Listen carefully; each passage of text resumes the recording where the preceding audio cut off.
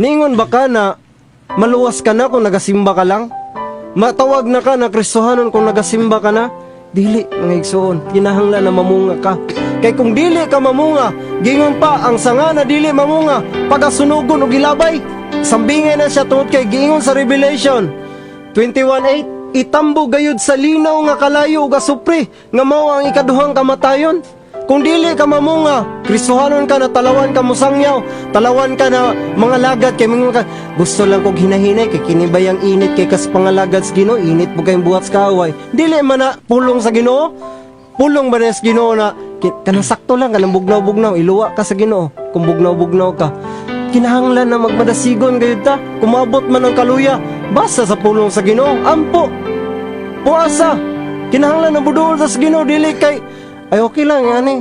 Timan ni dili ta kabalo kung kinusa atong katapusan. Kuhaon di kag kalit sa Ginoo, wa na kamata. Kalit na naman disgrasya. Timan ni kung dili ka mamatay sa dunggab, mamatay ka sa high blood. Kung di ka mamatay sa high blood, mahulog ka sa eroplano. Kung dili ka mahulog sa eroplano, madisgrasya, mabanggaan, ug yung madaghan kay sakit karon. Kung dili ka mamatay niya ng mga butanga, unsa kaha. Busa mag-andam ta kanunay.